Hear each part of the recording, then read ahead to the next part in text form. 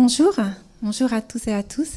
Merci beaucoup d'être parmi nous pour accueillir Florence Pousset, docteure en neurosciences et praticienne en médecine complémentaire, qui va nous plonger dans l'histoire de l'ADN, ces vibrations mystérieuses, et on va en apprendre, je pense, beaucoup à travers cette conférence, et je remercie infiniment Florence d'être parmi nous. Merci beaucoup. Bonne conférence et à tout à l'heure.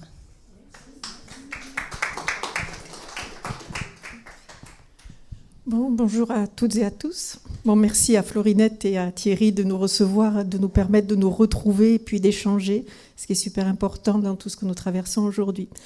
Alors cet après-midi, je vais vous emmener en voyage au cœur de nos cellules, au cœur de l'ADN. Alors voici les différents sujets qu'on va aborder cet après-midi. C'est comprendre l'ADN, de la structure aux nouvelles découvertes. Donc nous allons faire un petit peu de biologie pour que vous compreniez les fondements. Ensuite, les grandes révolutions du XXIe siècle. L'ADN qui est une molécule très convoitée et pourquoi. L'ADN qui est aussi un champ d'information. Les défis éthiques et les enjeux sociétaux. Et finalement, reprendre notre souveraineté biologique. Alors, ADN, c'est l'abréviation d'un mot barbare donné par les chimistes qui signifie acide désoxyribonucléique.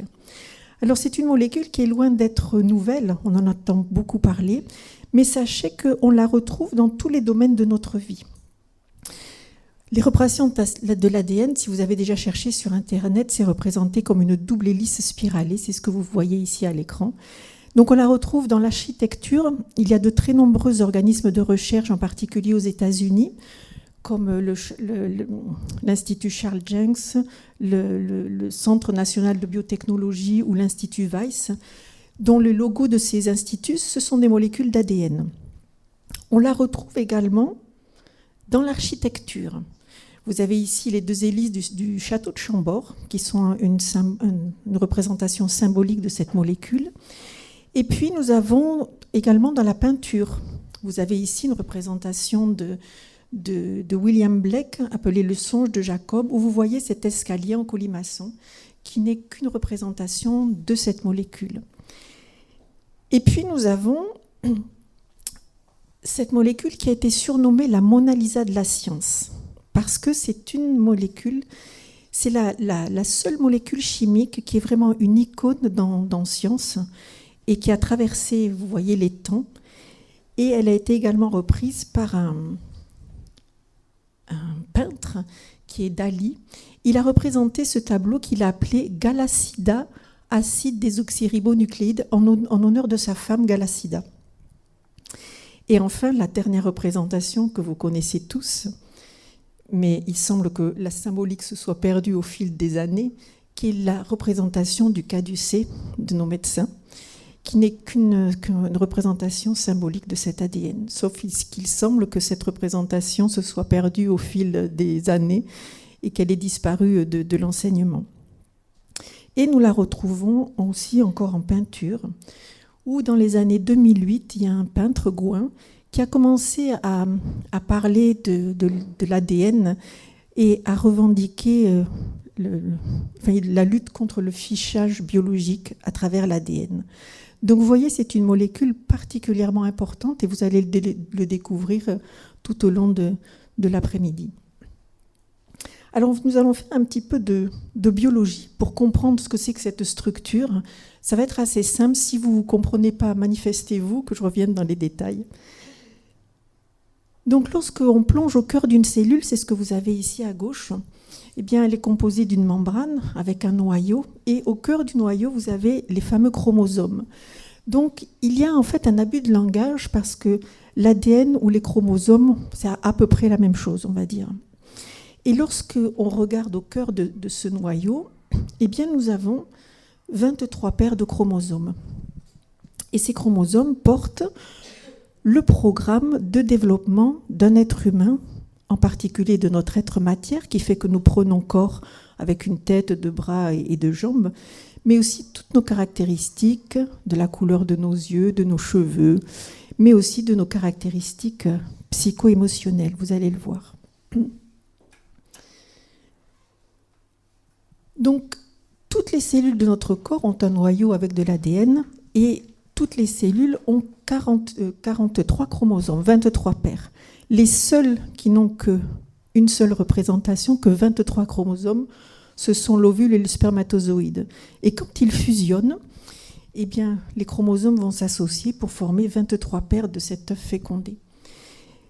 Et ensuite, cet œuf fécondé va se diviser, et puis les cellules, à un moment donné, vont commencer à se différencier, et puis certaines vont devenir des cellules du foie, du rein, etc.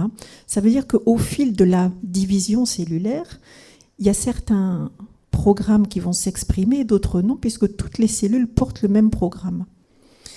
Et puis vous voyez, les chromosomes du père et de la mère, lorsqu'ils s'associent, eh ben, ils se disent bonjour, ils croisent les informations et ils échangent de l'information, ce qui explique qu'au sein d'une même famille, eh bien, les frères et les sœurs ne sont pas tout à fait pareils. Parce que même si au départ, ils sont issus du même père et de la même mère, eh bien, il y a tout un échange d'informations qui font leur différence. Donc, quand on regarde un chromosome, voilà la représentation. Ça fait comme un X assez grand avec 2 bras courts et 2 bras longs. Et au cœur de cette structure, vous avez l'hélice d'ADN. Et cette gangue qui est violette, c'est ce qu'on appelle, qui entoure la molécule d'ADN, c'est composé d'eau et de protéines. Donc, on va continuer. Donc, quand on plonge au cœur de la matière, c'est-à-dire lorsque les chimistes et les biologistes ont étudié la structure chimique de cette molécule, ils se sont aperçus qu'elle était constituée de 4 molécules appelées la guanine, l'adénine, la cytosine et la thymine. On va simplifier GTAC. Donc ces molécules, elles sont associées 2 par 2. Alors elles sont associées, imaginez l'ADN comme un collier de perles. Sauf que ce collier, il n'a que 4 perles, de 4 couleurs différentes. Et elles sont enchaînées les unes aux autres pour former l'ADN. Donc chaque perle vont s'associer avec les autres, ils vont porter l'information pour que nous puissions prendre corps dans la matière. Et cet ADN, il n'a pas un seul collier de perles, mais en fait il en a 2. C'est ce que vous avez là. Vous avez un collier ici, un collier ici, et ils sont liés entre eux par des liaisons. Donc cet ADN, c'est une molécule, ce que l'on appelle double brin. Et cet ADN, donc ça représente un enchaînement de ces 4 perles de couleurs différentes. Et si vous travaillez dans un laboratoire de recherche, à l'écran d'un ordinateur, voilà ce qu'observe le chercheur. Il observe un enchaînement de ces 4 lettres ATGC. Donc c'est le code de la vie. C'est-à-dire que toute l'information qui nous concerne est représentée dans cet enchaînement de lettres. C'est un peu comme les hiéroglyphes des Égyptiens. Le biologiste et le biochimiste doivent décoder ce qui est derrière ce message. Et donc, l'enchaînement de ces molécules comprend des gènes. Donc, on a le gène 1, le gène 2. Les gènes, c'est l'information. Le gène 1, par exemple, va dire « vous avez les yeux bleus ». Le gène 2 va dire « vous avez une pointure de 42 ». Et ainsi de suite. Donc, sur une molécule d'ADN, ces lettres-là, ces perles, il y en a des millions, enchaînées les unes aux autres. Et il y a des centaines et des centaines de gènes qui vont coder l'information. Sauf que ces gènes, ils sont séparés les uns des autres. Vous avez certainement entendu parler parce qu'on appelle l'ADN poubelle. Ça vous parle ? Donc au début, les biologistes, ils se sont dit, bon, les gènes, ça nous permet de fabriquer des protéines qui nous permettent de prendre corps dans la matière. Et puis entre les gènes, il y a des séquences, ils ne savaient pas à quoi ça servait, ils se sont dit, c'est de l'ADN poubelle, ça ne sert à rien. En fait, on sait très bien aujourd'hui que cet ADN poubelle, il est extrêmement important parce qu'il porte énormément d'informations. Donc l'ensemble des gènes, ça s'appelle le génome.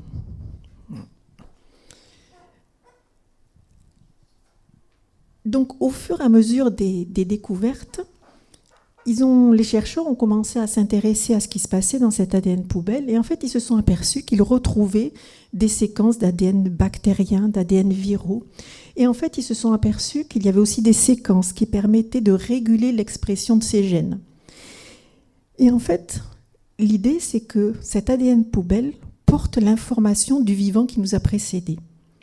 C'est comme si, dans l'ADN, nous avons des fragments d'informations qui sont les gènes, qui nous permettent de développer notre corps physique. Et ensuite, on a cet ADN dit poubelle qui renferme l'information de tout le vivant qui nous a précédés. Alors ça vous rappelle peut-être quelque chose parce que les traditions du monde entier disent que nous avons tout en nous. Et il semblerait que ça se confirme par la biologie, c'est que toute l'information est contenue au cœur de nos cellules, mais que nous n'en exprimons qu'une toute petite partie. Parce que l'être humain que nous sommes, nous ne serions pas en capacité de pouvoir intégrer toute l'information qui est contenue ici. C'est comme si la nature nous avait dotés de filtres qui nous permettent de voir qu'une petite partie de la réalité. Et puis, il y a des personnes qui développent des capacités dites extrasensorielles. C'est comme si petit à petit, ces limites que nous a imposées au début d'Âme Nature s'ouvrent petit à petit et nous permettent d'accéder à plus d'informations. Mais au départ, on est limité dans notre perception de la dimension matière dans laquelle nous existons. Et puis ensuite, si vous avez déjà cherché sur Internet une représentation de l'ADN, elle est toujours représentée, cette molécule, vous voyez, avec deux brins en spiralés comme une hélice, mais il n'y a jamais de début ni de fin.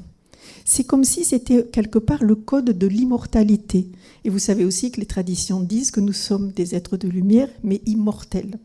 C'est comme si cet ADN renfermait une multitude d'informations, mais qui nous permettait d'exister sous d'autres formes que celles que nous connaissons aujourd'hui.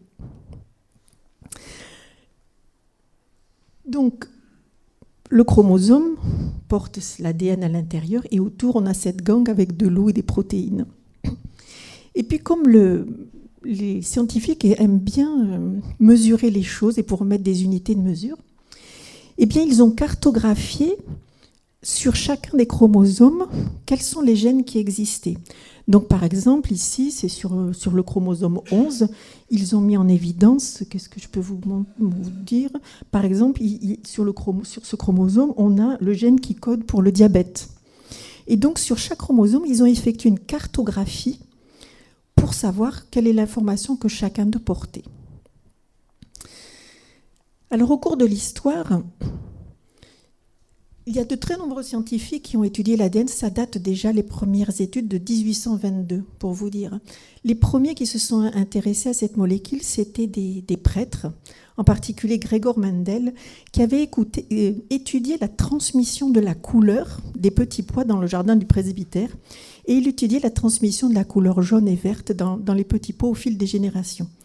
Et il s'est interpellé en se disant, mais c'est curieux parce que d'une génération à l'autre, il y a une couleur qui disparaît, puis elle réapparaît à la génération suivante.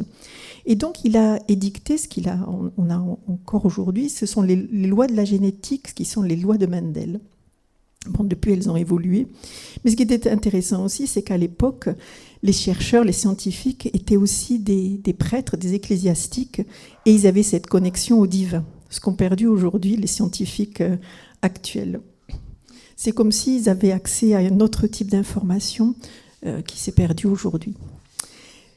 Donc il y a eu de nombreux scientifiques qui se sont succédés pour décoder cette molécule, et ceux qui ont remporté la Palme d'Or, ce sont Watson et Crick en 1955. Mais bon, on oublie tous les chercheurs qui les ont précédés, mais c'est eux dont on parle et dont on se souvient le plus. Ce qui les a rendus célèbres, ils ont montré la structure dans l'espace, c'est-à-dire avec ces deux brins et avec la structure en hélice. Et vous savez que dans la nature, la structure en hélice, la structure hélicoïdale est quelque chose qui est très dynamique. Donc, si je plonge au cœur de la cellule, en résumé, nous avons nos perles ici, qui constituent un premier... l'enchaînement des perles, collier de perles, qui est associé à un deuxième et ça forme comme une échelle torsadée. Et autour de cet ADN, on a des molécules d'eau. Et vous savez que l'eau est extrêmement importante parce que c'est un support d'information. Et autour de l'ADN, on trouve des protéines. Les protéines, vous connaissez ça, ce sont les ouvrières du corps. Ce sont les neuropeptides, les neurotransmetteurs, les hormones. Ce sont toutes les molécules qui nous permettent d'avoir une activité enzymatique, métabolique. Donc, nos deux colliers de perles qui portent les gènes, ça s'appelle le génome. Et tout ce qui est autour, donc ce qui est, si vous voulez représenter en violet, composé d'eau et de protéines, c'est ce qu'on appelle l'épigénome, c'est ce qui est autour du génome. Et c'est pareil, l'épigénétique, vous en avez entendu certainement parler ces dernières années. Donc on a le génome avec les gènes et on a l'épigénome. Ça va ? Vous vous manifestez. Donc ça, c'est le programme de développement d'un être humain. Donc à partir d'une cellule unique, qui est l'œuf fécondé, lorsque l'ovule rencontre le spermatozoïde, les cellules vont se diviser. Donc, j'ai mon collier de perles. Dans la molécule d'ADN, j'ai deux colliers de perles qui sont structurés comme une double hélice. Et au cœur de la cellule, dans le noyau, cet ADN double brun est transformé en ARN simple brun. Donc nous avons ici les gènes, bleu, vert, rouge. On appelle ça une transcription en ARN, qui n'a qu'un seul brin, où on retrouve les gènes bleu, vert, rouge. Et cet ARN est transformé en ARN messager, dont vous avez entendu parler. Et cet ARN messager, on enlève toutes les séquences poubelles pour ne garder que les gènes que l'on met à côté les uns des autres. Et cet ARN messager, il porte son nom, il va porter le message du cœur de la cellule, du noyau, dans le cytoplasme, c'est-à-dire entre le noyau et la membrane que je vous ai montré au début, il y a tout un espace, c'est ce qu'on appelle la machinerie cellulaire.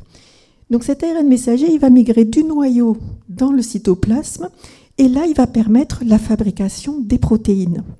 Donc lorsque j'ai les gènes bleus, vert, jaune, je vais avoir un certain type de protéines, et de protéines, ce sont les ouvrières.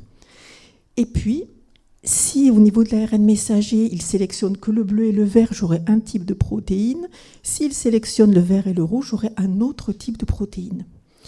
C'est juste pour vous familiariser avec des mots que vous avez déjà entendus, mais pour vous dire aussi à quel point ce code il est fin. C'est d'une finesse juste incroyable, c'est de l'horlogerie suisse. Et c'est extrêmement important. Donc, lorsque Watson est écrit qu'on parlait de l'ADN, il y a, comme en science, à chaque fois qu'il y a des découvertes, il y a toujours des dogmes qui sont édictés. Et il était dit que lorsqu'on essaie avec un ADN, on mourrait avec et on ne peut rien y changer. Alors, est-ce que vous avez déjà vu quelque chose dans l'univers qui est immuable et qui ne bouge pas dans la vie ? Ça n'existe pas. C'est un peu comme en neurosciences, au début des années 1900, Ramon y Cajal, qui est un neuroscientifique, avait découvert les neurones. Et il avait dit que ce sont les seules cellules de l'organisme qui ne se divisent pas. Or, on sait aujourd'hui, s'il y a bien des cellules qui se divisent rapidement et qui s'adaptent très rapidement, ce sont bien les neurones. On parle de la fameuse neuroplasticité cérébrale. Et bien pour l'ADN, c'est un peu pareil. C'est fini ce dogme où on disait que l'ADN était immuable. Où vous allez le découvrir, l'ADN est une molécule extrêmement vivante. Et l'autre dogme, c'était qu'un gène va donner un seul ARN messager et va donner une seule protéine. Et que le sens de circulation de l'information, c'était toujours de l'ADN vers l'ARN, vers les protéines. Donc l'ADN, c'est le génome. Ce qui est autour de l'ADN, c'est l'épigénome. Le monde ARN, parce qu'il n'y en a pas qu'un, il y en a plein, parce qu'ils servent à faire des régulations, c'est ce qu'on va appeler le transcriptome. Et la fabrication des protéines, il y en a plein, ça s'appelle le protéome. Et chaque univers, enfin chaque mot, génome, épigénome, transcriptome et protéome, c'est un univers à part entier. Il y a des milliers de protéines à l'intérieur. Donc les scientifiques sont très occupés, en fait, pour savoir, d'abord pour les identifier, pour savoir à quoi elles servent. Et récemment, ces dernières années, eh bien, ce dogme a un peu volé en éclats, parce qu'on s'est aperçu que le sens de circulation de l'information ne se fait pas uniquement de l'ADN vers l'ARN et les protéines, mais se fait aussi de l'ARN vers l'ADN. C'est ce qu'on appelle la transcription inverse. Ça veut dire qu'on a un échange d'informations dans les deux sens. Et donc la problématique des scientifiques ces dernières années, c'est de savoir qui est l'œuf de la poule. Parce que vous voyez bien que lorsqu'on veut fabriquer des protéines, si je fais un petit retour en arrière,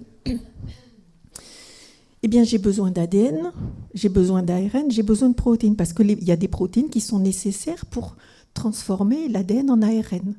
Et donc la problématique, c'est quel est l'œuf de la poule? Qui est arrivé en premier? Où est-ce que je suis? Ah non, dans l'autre sens. Voilà. Qui est arrivé en premier sur Terre? Est-ce que c'est l'ARN ou est-ce que c'est l'ADN ou est-ce que ce sont les protéines? Donc les questions actuelles, c'est est-ce que l'ARN serait antérieur à la présence de l'ADN? L'ARN, c'est... Alors chez les humains, le gène, l'information qui nous permet de nous développer, c'est porté par l'ADN, les gènes. Mais chez des parasites, chez des plantes, les bactéries ou les virus, les gènes sont portés par l'ARN. Donc, lui, il est simple brun, les séquences sont assez courtes. Et puis ici, l'ADN, eh bien, il est double brun, il a des séquences beaucoup plus longues. Donc, la grande question de savoir qui est arrivé en premier ou est-ce que tout le monde est arrivé en premier. Et puis, c'est cette fameuse circulation d'informations qui va aussi bien de l'ARN vers l'ADN que de l'ADN vers l'ARN. Donc, ce sont des grandes questions pour lesquelles, pour aujourd'hui, on n'a pas de réponse. Alors, je vous disais que l'ADN n'est absolument pas figé, c'est vraiment une molécule qui est en mouvement en permanence. Donc, je vous ai montré tout à l'heure que lorsque les 23 chromosomes de la mère s'associent aux 23 chromosomes du père, on a 46 chromosomes qui déjà commencent à échanger de l'information.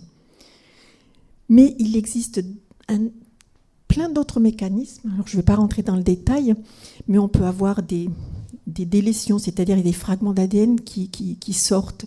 On peut avoir des fragments qui se dupliquent, on peut avoir des fragments qui s'inversent, on peut avoir des échanges entre des chromosomes, si bien qu'il y a tout un ensemble de mécanismes qui nous montrent que cet ADN, il présente aussi une certaine plasticité. Et quand il y a une plasticité, évidemment, on va avoir un décalage du cadre de lecture et on va avoir une expression différente de protéines. Alors, je vais vous donner un exemple pour illustrer tout ça. Vous voyez, sur le chromosome 11, il a été cartographié et il porte en particulier le gène qui code l'hémoglobine, qui est une protéine que l'on retrouve dans les globules rouges et qui assure le transport de l'oxygène. Donc, si on regarde le gène de l'hémoglobine normale, nous avons toute une séquence, en particulier avec 3 lettres GAG, et lorsque cet ADN est transformé en ARN puis en protéine, on a fabrication d'une hémoglobine normale et on a des cellules sanguines qui sont normales.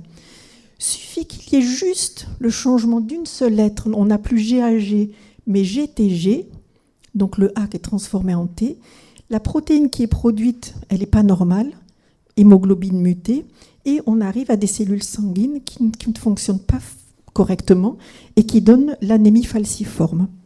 Donc c'est pour vous dire que juste le changement d'une lettre va avoir des conséquences très importantes sur la fabrication des protéines et le fonctionnement de notre corps.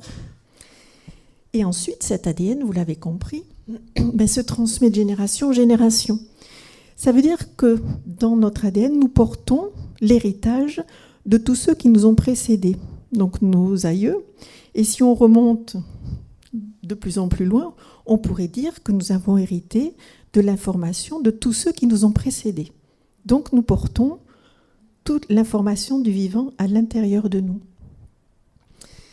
Alors évidemment, nous avons hérité d'un certain nombre de gènes qui ne sont pas forcément très, très en forme, mais ce n'est pas parce que nous les avons dans notre ADN que nous allons forcément exprimer la maladie. C'est ce que nous verrons tout à l'heure. Tout va dépendre de l'environnement et donc de l'épigénétique dans lequel nous vivons. Donc ça veut dire que nous portons des facteurs de susceptibilité, mais qui ne vont pas déclencher forcément, induire chez la personne une maladie. Alors, en résumé, L'ensemble des gènes, le génome, ça va être comme un livre d'instruction au développement de notre corps physique. Les chromosomes, puis on en a 23 paires, c'est comme les chapitres du livre. Les gènes, ça va être les phrases, et l'ADN en lui-même, chaque lettre qui va permettre de former les mots et les phrases, donc les gènes. Et cet ADN, je vais vous les montrer, il est flexible, il peut bouger. Donc on peut avoir des erreurs typographiques, c'est ce qu'on appelle des mutations. On peut avoir des réarrangements de séquences qui vont changer l'enchaînement. Donc cet ADN, il porte une quantité phénoménale d'informations qui nous concernent et qui concernent le vivant. Retenez juste que c'est le code de développement de l'être humain dans cette dimension. Vous avez des questions ? Non ? Alors, on continue. Donc, autour du génome, nous avons l'épigénome, et donc ça s'appelle l'épigénétique. Il y a eu quelques années, ça a fait la une du Time. Votre ADN n'est pas votre destinée. Donc, ce qui remettait en cause le postulat de Watson et Crick, à savoir que l'ADN est immuable, mais pas du tout. Donc, l'épigénétique, tout ce qui est autour de l'ADN, avec l'eau et les protéines, porte aussi des marqueurs qui vont se transmettre de génération en génération. Et ces marqueurs sont associés à notre environnement, donc personnel, mais aussi l'environnement dans lequel nous vivons. Quand je dis personnel, c'est-à-dire, vous allez voir. L'épigénétique, c'est lié à notre alimentation, c'est-à-dire tout ce que nous ingérons, l'eau que nous buvons et toutes les toxines que nous pouvons ingérer, parce que les toxines, elles vont venir se fixer autour de l'ADN, et quand elles viennent se fixer, lorsqu'on a des métaux lourds ou des substances chimiques autres, elles vont venir modifier l'expression des gènes. Donc elles vont venir modifier les protéines qui vont apparaître, donc modifier votre métabolisme. Ensuite, on a le transgénérationnel, bien sûr. On arrive dans une famille avec un héritage biologique, et suivant les caractéristiques, on a des maladies qui se transmettent de génération en génération, mais on a aussi des traumatismes psycho-émotionnels qui se transmettent de génération en génération et qui sont portés par l'épigénome. Donc, au niveau psycho-émotionnel, on a les traumatismes de nos aïeux, mais aussi tout ce qu'ils nous ont appris de bien, qui est aussi là. Et en fonction de notre vie, ce que nous vivons, eh bien, nous avons aussi, suivant la façon dont nous allons intégrer les événements de vie, traumatisme ou pas, eh bien, ça va marquer la matière, donc notre épigénome. Et c'est exactement le cas des jumeaux. Les jumeaux, par exemple, ils arrivent avec un ADN purement identique, mais comme ils vont évoluer et avoir des événements de vie différents, eh bien, l'épigénome va être différent. Si bien qu'à 40 ans, ben, ils ne seront plus du tout les mêmes. Ils seront loin d'être deux jumeaux. Et ce sont tout ce qui concerne l'épigénétique, ça a été étudié en sciences, notamment par Rossi et Bruce Lipton, qui montrent vraiment que l'épigénome joue un rôle primordial. Et ensuite, il y a l'environnement dans lequel nous vivons, c'est-à-dire les facteurs de stress auxquels nous sommes soumis, comme par exemple le manque, en particulier le manque d'argent, le manque d'amour, etc. Ça vient impacter notre épigénome. Et il y a tout ce qui est vibratoire, c'est-à-dire le téléphone portable, les antennes Wi-Fi qui dégagent des ondes électromagnétiques dont la plupart sont nocives pour le corps humain. Alors ça peut sembler des fois invraisemblable parce que c'est invisible, incolore et inodore, mais vous allez voir qu'au fond de nous, nous sommes des êtres vibratoires et que nous sommes extrêmement sensibles à tout l'environnement électromagnétique dans lequel nous évoluons. Donc je vais illustrer pour l'épigénome et l'alimentation.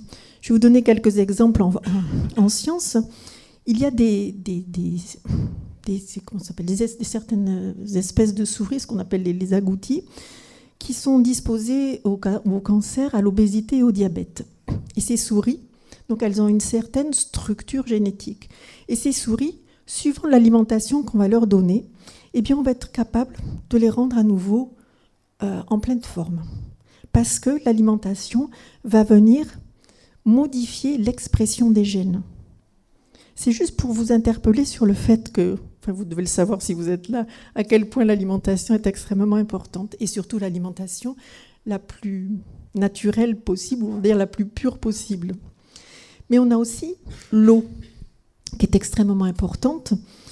Ici, vous avez une représentation de la molécule d'ADN, et suivant la qualité de l'eau dans laquelle elle est, cette molécule d'ADN, elle va prendre certaines structures dans l'espace.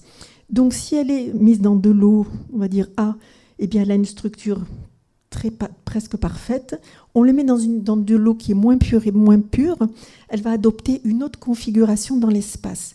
Et en fait, selon la configuration dans l'espace qu'elle adopte, eh bien, je vais favoriser l'expression de gènes plutôt que d'autres. Donc, la qualité de l'eau que nous buvons, au-delà de ce que l'on connaît, à savoir l'impact sur les différents organes, les tissus, etc., sachez que ça vient jusqu'au cœur de la cellule impacter l'expression de vos gènes. Donc, la pureté de l'eau que vous buvez est extrêmement importante.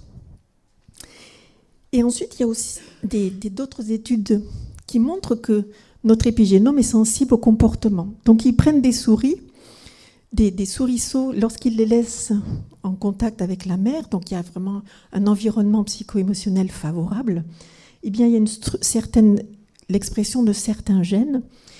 Et lorsque le souriceau est élevé en dehors de la mère, on vient modifier l'expression de certains gènes. Donc en fait, le comportement, les événements de vie auxquels nous sommes soumis viennent aussi impacter l'expression de nos gènes. Et troisièmement, c'est tout ce qui concerne les vibrations en particulier sonores et lumineuses, mais particulièrement sonores.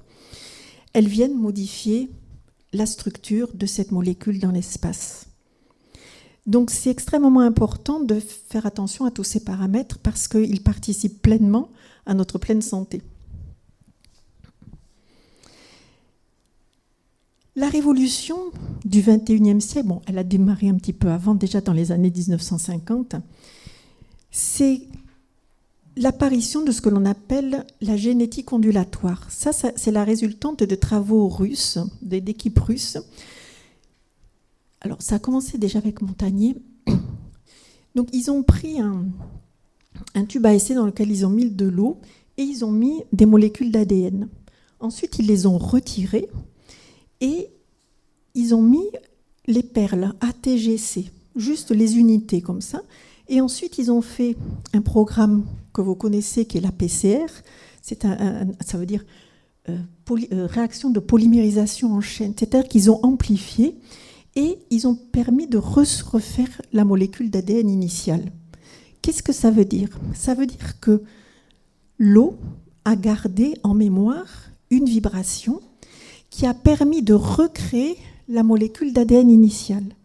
Ça veut dire que avant la matière, il y a une empreinte vibratoire.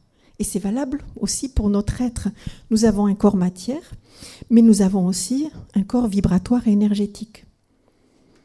La preuve, c'est que lorsque je repars du début, lorsque l'ovule et le spermatozoïde se rencontrent, j'ai l'œuf fécondé, une cellule unique, et puis tout d'un coup, elle se met à se diviser. Et puis, lorsqu'on a un amas de 64 cellules, il y a une impulsion qui fait que les cellules commencent à se différencier.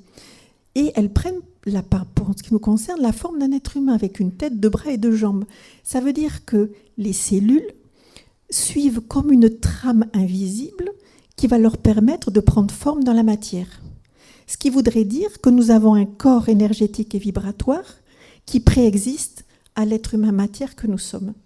Donc nous sommes profondément des êtres vibratoires et énergétiques. Et c'est ce qu'ont démontré les physiciens russes.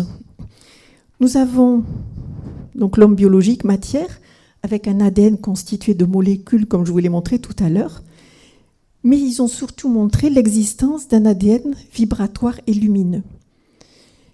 Et cet ADN vibratoire et lumineux, il a la capacité d'émettre et de recevoir des fréquences, les fréquences de notre environnement et les fréquences aussi intérieures.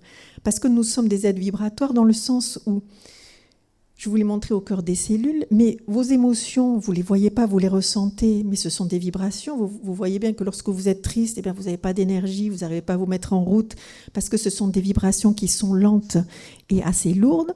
quand vous êtes pleine de joie, vous êtes pleine d'énergie, et puis c'est une énergie qui est extrêmement intense et extrêmement rapide. Et pour les pensées, c'est pareil.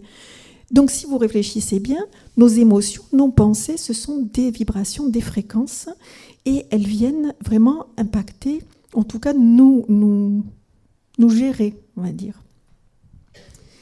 Et donc nous sommes dans ce changement de paradigme aujourd'hui, c'est-à-dire que nous passons de l'homme biologique à l'humain énergétique. Un humain qui est fréquentiel et vibratoire. C'est-à-dire que pour les soins de demain, nous sommes en train progressivement de passer du monde de la chimie au monde de la physique. Aujourd'hui, on se soigne avec des molécules chimiques parce qu'on étudie, ou on a étudié jusqu'à présent que l'homme biologique chimique. Et on a de plus en plus de physiciens qui sont en train d'étudier l'homme autrement, parce qu'un physicien, lui, ce qui l'intéresse, c'est l'énergie. L'énergie, c'est des fréquences, des vibrations. Et lorsqu'un physicien regarde l'être humain, lui, il va voir de l'énergie qui circule à l'intérieur. Et donc, il va voir un humain énergétique animé de fréquences et de vibrations. Et nous sommes dans ce changement de paradigme, parce que vous voyez bien aujourd'hui qu'il y a de plus en plus d'appareils qui apparaissent sur le marché pour détecter d'un point de vue vibratoire notre état d'être et qui nous envoient des fréquences pour réharmoniser et favoriser un retour à la pleine santé. Donc les Russes sont très en avance par rapport à nous. Et donc ce sont eux qui ont énoncé la notion de génétique ondulatoire avec l'émission de biophotons, parce que les fréquences électromagnétiques qui nous habitent, ce sont des sons et de la lumière. Et comme le disent les traditions, nous sommes des êtres de lumière, nous sommes des êtres lumineux, mais jusqu'au cœur de notre constitution. Et nous sommes des récepteurs et des émetteurs de lumière. Et ça, jusqu'au cœur de notre cellule, et les Russes ont bien démontré que cet ADN, suivant la qualité de nos pensées, la qualité de nos émotions et la façon dont on prend de notre hygiène de vie, nous allons émettre une signature vibratoire qui est propre à chacun, et qui est la résultante de la façon dont nous nous occupons de tous nos corps. Et donc, il y a une équation qui est l'énergie. Donc, si je prends l'énergie dans le cosmos, c'est une énergie extrêmement puissante, mais elle est chaotique. Et je peux pas, elle est très forte, mais on ne peut pas l'utiliser. Si je prends l'information seule, je ne peux pas l'utiliser non plus. Si vous avez de l'information, mais si vous n'avez pas un ordinateur ou un livre sur lequel c'est écrit, vous ne pouvez pas l'utiliser non plus. Mais par contre, en combinant l'énergie et l'information, je vais pouvoir créer la matière. C'est-à-dire que l'énergie, ça va être comme le support de l'information qui va nous permettre de créer le corps humain. Donc nous sommes vraiment dans cette transition. Nous passons de l'homme biologique matière à cet humain énergétique et vibratoire. Et ça, c'est l'humain de demain, mais c'est aussi la médecine de demain. On va porter un autre regard sur l'humain. Et Watson écrit que, je vous ai dit, ce sont les découvreurs qui ont eu la palme d'or sur cette molécule. À la fin de sa vie, Crick disait que pour lui, l'ADN était une quasi-conscience. Et que c'est une molécule qui est loin d'être inerte et immuable. Au contraire, elle s'adapte en permanence à tout ce que nous vivons. Et c'est comme vous savez, une bande magnétique qui est réinscriptible. Vous savez, quand j'étais petite, il y avait comment ça s'appelle, des magnétophones avec les grandes roues, avec les cassettes avec les bandes marron. Et suivant la vitesse à laquelle vous écoutez, vous n'entendez pas la même chose. Imaginez l'ADN un peu comme ça. Lui, il enregistre absolument tout ce que nous vivons, tant au niveau matière qu'au niveau émotionnel et mental. Et c'est notre banque de données. Et je dis toujours que l'ADN, c'est notre banque de données personnelle. Et chaque individu est unique et nous portons tous des informations différentes parce que nous arrivons dans une famille avec une histoire qui est différente. Nous intégrons des événements de vie différemment, nous n'avons pas tous les événements de vie. Et finalement, nous sommes des êtres uniques. Et qui dit unique, dit une signature vibratoire qui nous est propre à chacun. C'est-à-dire que nous sommes chacun venus jouer notre note de musique ici sur Terre, mais chacun a sa note à jouer, elle sera différente du suivant. Donc pourquoi cette molécule est tant convoitée ? Elle a quand même un certain nombre de particularités. Donc, C'est d'abord une molécule qui est très étudiée dans les laboratoires et ça a commencé il y a déjà des dizaines et des dizaines d'années avec la modification du génome chez les végétaux et les bactéries, les fameux OGM. Alors ils ont évidemment leur utilité en termes de rentabilité, amélioration des rendements, résistance aux maladies des plantes, réduction de l'usage des pesticides, résistance aux conditions climatiques et amélioration nutritionnelle des végétaux. Dans l'industrie, lorsqu'on modifie l'ADN, ça va servir par exemple à la production de biocarburants, à la fabrication de matériaux comme des enzymes ou des matières premières pour les cosmétiques. Mais nous avons aussi des objectifs en médecine, c'est-à-dire ça va servir à la production de médicaments ou de protéines, d'hormones comme l'insuline. Et il y a tout un pan de la médecine, ce qu'on appelle la médecine personnalisée, où on en arrive à étudier le fonctionnement des gènes pour pouvoir à terme modifier un gène à l'intérieur d'un humain pour, par exemple, contrecarrer non, c'est lorsque par exemple des personnes ont des maladies génétiques ou des maladies génétiques, l'idée c'est d'aller agir sur le gène qui est défaillant pour pouvoir le remplacer. Vous vous imaginez bien que Dame Nature est quand même bien plus intelligente que nous, et même si nous avons fait énormément de progrès, lorsqu'on met quelque chose dans la cellule, Dame Nature est toujours là derrière et elle a toujours le choix de prendre ou de ne pas prendre l'information. J'ai eu travaillé dans des laboratoires de recherche où on faisait justement du clonage de gènes, puis des fois ça marchait, on avait notre molécule d'ADN qui prenait le gène qu'on voulait lui faire insérer, puis d'autres fois ça ne marchait pas, on ne voulait pas, et on ne savait pas pourquoi. Et donc c'est utilisé en thérapie génique pour les maladies génétiques, mais on s'en sert aussi de plus en plus pour rectifier des anomalies génétiques in utero. Donc on commence à travailler sur la modification du génome, mais quand on travaille sur le génome, vous avez bien compris que ça se transmet de génération en génération et qu'au fil des générations, petit à petit, on va arriver à une modification de l'espèce humaine et que petit à petit, nous nous éloignons de Dame Nature. Donc nous devenons peu à peu des apprentis sorciers parce que nous n'avons quand même pas la connaissance de tous les rouages de ce qui peut se passer dans une cellule. Et ces dernières années a été développée une technique que l'on appelle CRISPR-Cas9 qui permet de faire de l'editing, c'est-à-dire de la modification d'un gène unique. Et ces dernières années, c'était juste hallucinant. Aux États-Unis, ils ont mis des kits d'utilisation de cette technique et les gens pouvaient aller acheter cette technique et dire ben voilà, je veux modifier ce gène, etc. Donc c'est un peu le DIY, comment ça s'appelle, do it yourself. Vous faites vous-même l'édition de votre génome. C'était juste, on a l'impression d'être dans un film de science-fiction. Donc c'est une molécule convoitée pour ça parce que les scientifiques pensent qu'on peut la manipuler comme on veut. Alors évidemment, on voit bien qu'il y a eu d'énormes choses qui ont été faites, notamment chez les végétaux, parce qu'on voit bien la résistance à certaines maladies, on a l'amélioration des rendements. Mais quand c'est aux végétaux, puis après aux animaux, les prochains, il ne faut pas rêver, ça va être nous, si ça n'a pas déjà commencé. Alors ce qui caractérise aussi cette molécule, c'est... Donc d'abord, l'étude de l'ADN, il y a en science une cartographie des gènes, par exemple dans différentes populations, ou des études de groupes de malades, etc., pour voir quelles sont les différences. Donc il y a en ce moment une énorme création de données biologiques pour décoder, qui résulte du décodage de l'information portée par l'ADN.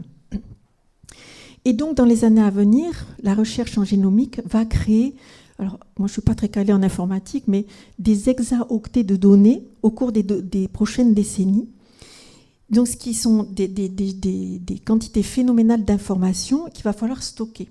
Alors déjà, le génome humain, il possède 6 milliards de lettres. Vous savez que les lettres ADN, ce sont les perles dont je vous parlais au début. Il y en a 6 milliards. Et un seul génome, un seul ADN, génère déjà 200 gigabits d'informations. Donc ça veut dire qu'on va arriver très très vite à des millions de pentabits, c'est une énorme unité de mesure en informatique. Et donc, l'étude du génome, de l'épigénome, du transcriptome, du protéome génère des quantités phénoménales d'informations. Et ces informations, il va bien falloir les stocker dans des ordinateurs. Or, les scientifiques se sont aperçus que la molécule d'ADN avait une mémoire extrêmement puissante. Et donc, elle est capable de stocker des trillions de bits d'informations. Donc, à titre d'exemple, un film, ça représente 6 gigabits. L'ADN, il est capable de stocker 36 millions de copies d'un film dans 1 gramme d'ADN. Donc, ça représente un enjeu parce qu'aujourd'hui, toutes les données digitales au monde peuvent être stockées dans 80 grammes d'ADN. Donc, aujourd'hui, ce qui se passe... Pardon ? Oui, 80 kilos. Donc, ce qui se passe aujourd'hui, c'est que dans les laboratoires, ils sont en train de fabriquer de l'ADN synthétique pour pouvoir stocker toute l'information issue de toutes les recherches. Et ensuite, la prochaine étape, c'est que, vous savez, les ordinateurs actuels, ils sont basés, les mémoires, c'est sur des cristaux, si je crois. Et à l'avenir, on ne va plus utiliser ces petits cristaux pour stocker de l'information, mais on va mettre des séquences d'ADN parce qu'il a une capacité de stockage d'informations qui est juste phénoménale. Donc ça, c'est la prochaine génération d'ordinateurs qui va arriver. Donc c'est assez vertigineux, l'affaire. Alors, évidemment, ça va engendrer des défis éthiques et sociétaux. Parce que la recherche avance beaucoup plus vite que la mise en place de la réglementation. Et je ne sais pas si vous vous souvenez, à l'époque, c'était dans les années 1980, vous avez entendu parler de Dolly. C'était la première chèvre, je crois que c'est une chèvre, la brebis, qui avait été clonée. Et depuis, silence radio, on n'entend plus parler de rien. On ne sait pas ce qu'est devenu Dolly ni ses descendants. Est-ce que Dolly s'est transposée à d'autres espèces, voire à l'espèce humaine ? Point d'interrogation. Certainement. Alors, ça engendre des problématiques. La première, c'est la discrimination génétique. C'est-à-dire que lorsqu'on va avoir décodé l'ADN du génome humain, c'était un gros projet de recherche en 2004, qui a pris 10 ans et qui a mobilisé énormément d'équipes de recherche où ils ont réussi à séquencer le génome humain. Et à partir de là, ils ont étudié différentes populations, différentes ethnies, différents groupes de personnes malades, etc., pour effectuer une cartographie. Mais le problème, c'est que l'ADN, vous avez bien vu, c'est au cœur de nos cellules, c'est notre programme de développement qui est propre à chacun de nous. Et je dis toujours, l'ADN, c'est comme notre adresse IP d'ordinateur, c'est notre adresse personnelle. Est-ce que vous autorisez quelqu'un à pénétrer dans votre ordinateur ou est-ce que vous donnez votre code de téléphone portable à n'importe qui ? Donc, point d'interrogation, est-ce que vous êtes prêt à donner votre ADN pour un peu qu'on aille voir qu'est-ce qui se passe au cœur de vos cellules ? Donc, il y a un problème d'accès à cette information. Il va y avoir un problème de régulation de l'accès à ces informations et du contrôle de l'accès à ces informations. Parce que l'enjeu qui est derrière, c'est le suivant. Dans la mesure où on a accès à votre gène et qu'on va voir que vous portez, par exemple, le gène du diabète ou le gène du cancer du sein, on peut très bien, les assurances vont vous dire « Ah non, vous êtes susceptible à, moi je ne vous assure plus ». Donc, il y a un problème de confidentialité, il y a un problème d'utilisation de vos données et à terme, ça va influencer notre vie privée, voire même lorsque vous allez postuler un emploi, si les employeurs ont accès à ça, ils vont dire « Hop, non, vous êtes susceptible d'être malade, on ne va pas vous prendre ». Ça peut aller très très loin. L'autre chose qui s'est insérée dans notre vie de façon assez insidieuse, parce qu'elle nous a été assez bien présentée, et je reconnais, c'est le diagnostic génétique préimplantatoire, c'est-à-dire qu'évidemment, on fait des tests génétiques avant chez les femmes enceintes pour savoir si elles ne portent pas un enfant qui a une anomalie génétique, et ça c'est OK. ce qui à mon sens l'est moins, mais après, quand une femme a un désir d'enfant, voilà, c'est qu'aujourd'hui, une femme qui veut un enfant, elle peut aller, je crois qu'en France, c'est pas autorisé, mais on peut aller en Espagne, aux États-Unis, vous avez un catalogue, et puis vous allez choisir sur catalogue, eh bien, l'homme qui est peut-être, qui a plein de capacités, plein de critères de beauté, d'intelligence, etc. Et sans vous en rendre compte, vous êtes en train de choisir l'homme idéal pour avoir l'enfant idéal. Et ça, c'est rentré dans les mœurs de façon assez insidieuse et sournoise, mais ça revient déjà à une présélection par nous-mêmes de l'espèce humaine. Donc, les gènes, notre ADN, il est modifié naturellement par la nature. Ça, c'est une évidence, c'est l'évolution naturelle. Mais à partir du moment où l'homme va venir mettre sa patte dans la structure de l'ADN, eh bien, qu'est-ce que ça va donner à terme? Et donc, le risque, c'est d'arriver à la sélection d'individus en fonction de la race, des maladies qu'ils portent et des caractères génétiques, comme le gène de l'intelligence, le gène de la violence, etc. Donc, petit à petit, on est en train de façon insidieuse, on ne le voit pas venir, mais ça rentre tout doucement dans notre vie. On est en train de sélectionner à notre insu les humains les plus performants, les plus beaux, etc., les plus doux, etc. Et il y a même un directeur de recherche aux États-Unis qui a dit « Nous nous rapprocherons davantage des enfants parfaits issus de familles attentionnées et d'une bonne éducation que nous ne le ferons jamais grâce à la génétique. » Ça dit bien ce que ça veut dire. Et puis, eh bien, nous arrivons de plus en plus à la génomique synthétique, je vous dis la fabrication d'ADN synthétique dans les laboratoires qui amène à la création de cellules synthétiques.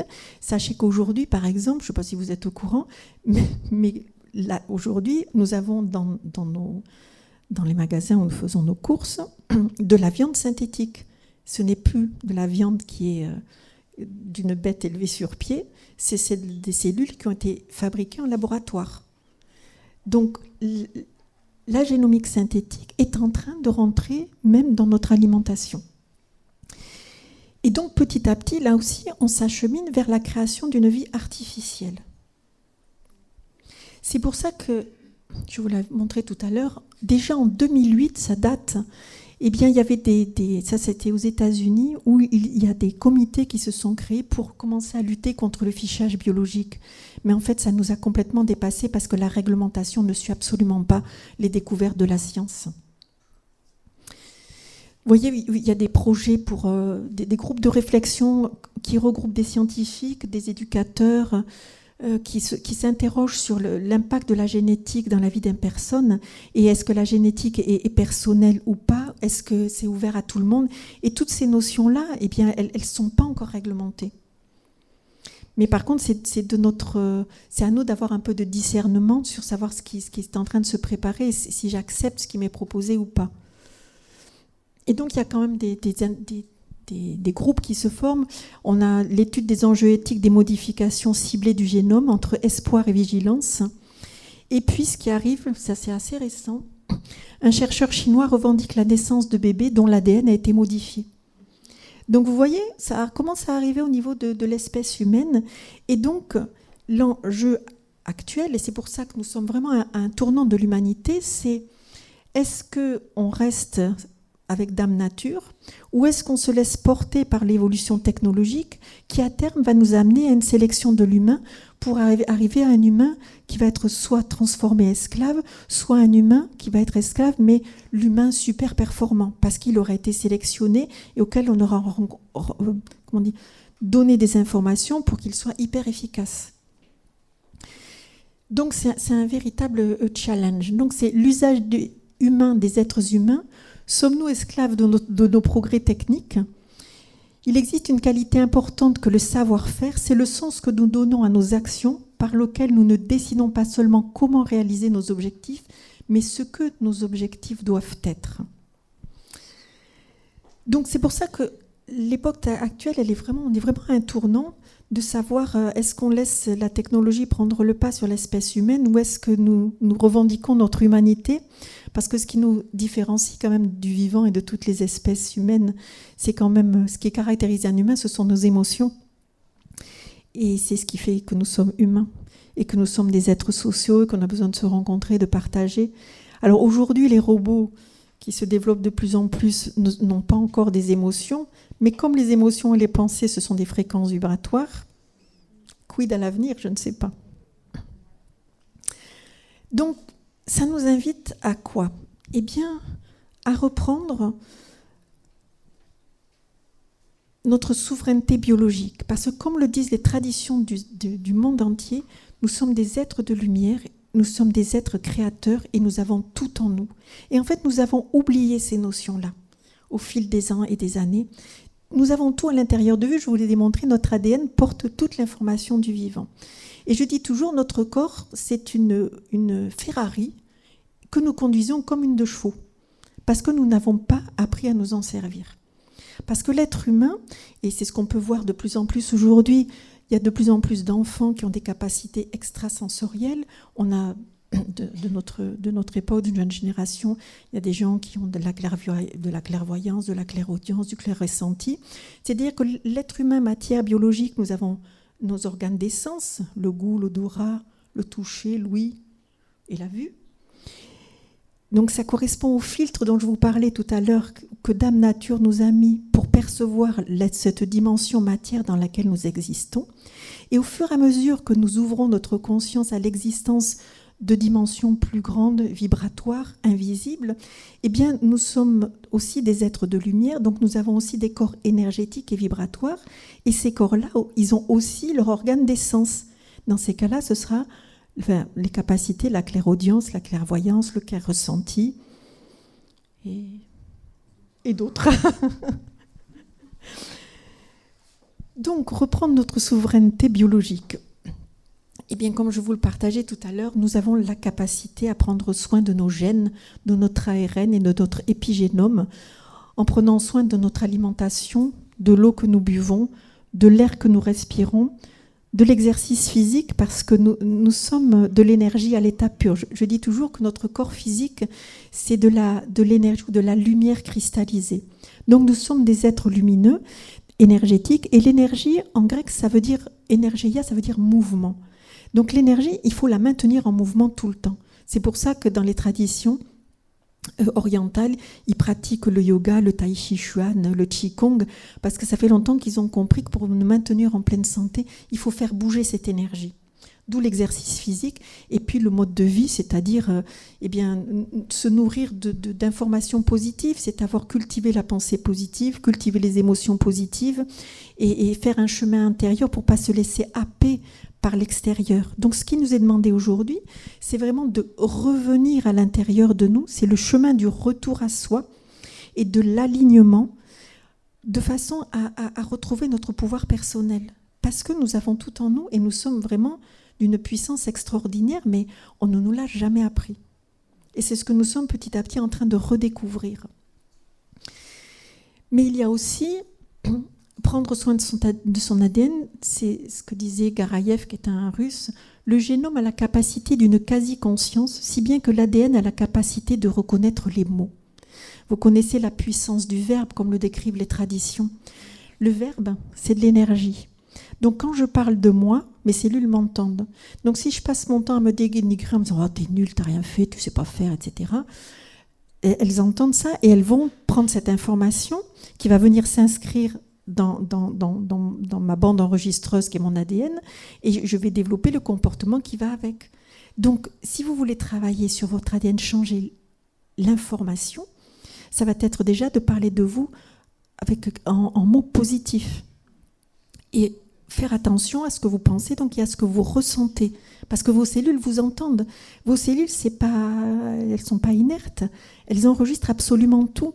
Tout ce que vous dites, tout ce que vous faites, tout ce que vous ressentez, tout ce que vous pensez, tout est gardé en mémoire. C'est pour ça que l'ADN a une mémoire colossale, parce que tout est enregistré.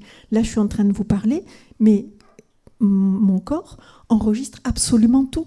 Où vous êtes assis, les couleurs que vous portez, etc., etc. Tout est inscrit. Et donc, intervient aussi notre nature psycho-émotionnelle, nos pensées, nos émotions. Et donc, les choix que nous faisons, nos croyances en général limitantes, la qualité de nos émotions, les connaissances que nous ingurgitons, la façon dont on se nourrit. Est-ce que vous écoutez des chants sacrés qui sont des fréquences sonores extrêmement structurantes? Vous savez, depuis ces dernières années, on parle beaucoup des fréquences sonores parce que les vibrations sonores viennent organiser la matière. Donc, si vous écoutez des musiques déstructurantes, j'en cite plus parce que je me suis fait retoquer dans une conférence précédente. J'avais cité et puis là, je me suis fait un peu... Alors, ça m'a fait réfléchir. Alors, il y a des musiques qui déstructurent la matière, mais je sais aussi pourquoi, parce que ça m'a fait réfléchir. Et puis, il y a des fréquences sonores qui organisent la matière. Je vous donne un exemple. Donc, ça m'a fait réfléchir. Je me disais quand même... En fait, comme j'anime des ateliers de respiration holotropique, on vous fait écouter des différentes musiques qui vont susciter des états émotionnels différents. Évidemment, il y a des musiques qui sont déstructurantes. Mais pourquoi ? Parce que notre corps garde en mémoire nos émotions, nos traumas. Ça s'inscrit dans notre corps. Et il faut aller les déloger. C'est un peu le rôle de la respiration holotropique. Donc, quand j'écoute des musiques déstructurantes, ça va permettre de déstructurer la matière pour faire sortir ces énergies, ces traumatismes. Et ensuite, une séance se termine toujours par des fréquences sacrées qui vont permettre de réorganiser la matière. Donc, ça m'a fait réfléchir l'affaire. J'ai trouvé ma réponse. Donc, les fréquences sonores sont là pour impacter l'organisation de la matière et notre structure tridimensionnelle ou dans l'espace conditionne aussi notre physiologie et notre métabolisme, donc aussi notre pleine santé. Donc, il y a un certain nombre d'études qui ont montré l'effet des mots, l'effet de nos pensées, de nos émotions. Ce sont essentiellement les travaux qui sont effectués par le HeartMath Institute aux États-Unis. Vous connaissez, c'est l'institut qui a mis en place la cohérence cardiaque. Et ils ont fait des études avec le training autogène. Donc, vous savez, le training autogène de Schulz, où vous vous répétez des phrases positives. Parce qu'en fait, à force de vous les répéter sur une période de temps assez longue, eh bien, vous êtes en train de réinformer le corps. Donc, vous êtes en train de réinformer, de réécrire la bande magnétique que représente l'ADN. Et puis donc les affirmations positives, et ensuite l'hypnose, parce que lorsque vous êtes en état modifié de conscience, où vous mettez votre mental qui a été très très bien éduqué dans notre culture actuelle et qui est très très fort et qui laisse peu de place à autre chose, et bien quand on est en état d'hypnose, on met le conscient de côté et on peut rentrer directement dans l'inconscient où tout est inscrit, parce que vous savez, vous connaissez la représentation avec l'iceberg. Le conscient, c'est 5% à peu près, et puis les 95%, c'est l'inconscient. Et tout ce qui nous concerne est dans cet inconscient. Et une des façons d'aller modifier l'information dans notre programme inconscient, c'est entre autres de passer par les états modifiés de conscience.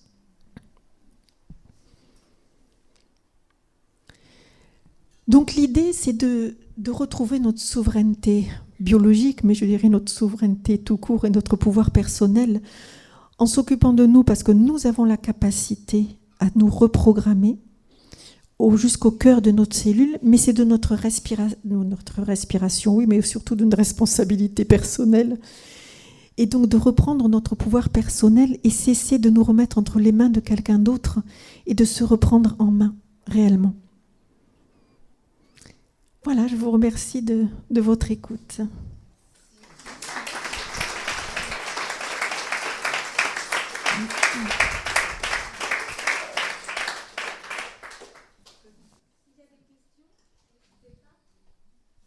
Vas-y. Oui. La question, ça porte sur l'état vibratoire actuel qui monte, celle de la Terre, au milieu, qui fait que notre état vibratoire, qu'on le veuille, qu'on ne le veuille pas, ça monte. Dans quelle mesure est-ce que ça a une influence sur notre ADN et cette capacité qu'on a à s'adapter malgré toutes les dissonances extérieures qui peuvent arriver. L'être humain, il a les pieds sur terre et la tête dans le cosmos. Donc nous sommes soumis aux influences et donc aux énergies terrestres et cosmiques. Et c'est ce qu'on appelle en anglais un médium. Donc ça veut dire que nous avons tous ces capacités de gestion de l'information. Donc, comme je disais, nous sommes des êtres purement énergétiques et vibratoires. Évidemment que nous sommes influencés par tout ce qui se passe au niveau cosmique, comme l'augmentation du taux vibratoire de la Terre, comme les éruptions solaires qu'il y a eu il n'y a pas très longtemps, qui viennent nous impacter directement. Et je pense qu'on subit ça, on fait partie de l'environnement, donc on reçoit ces informations. Et ce qui peut engendrer, lorsqu'on n'est pas prêt, évidemment, des états de fatigue, des difficultés à rester en pleine forme parce que notre corps doit s'adapter. Donc tout dépend aussi de nos croyances, de la conscience que nous avons, de l'être que nous sommes dans l'univers. Justement, avec notre capacité d'adaptation, quand on s'adapte, est-ce que ça ne nous permettrait pas d'être moins susceptible d'être... tout ce qui impacte des ondes, etc., sur notre... Pour moi, je pars du principe que ce qui nous est demandé aussi aujourd'hui, c'est de redevenir des êtres conscients.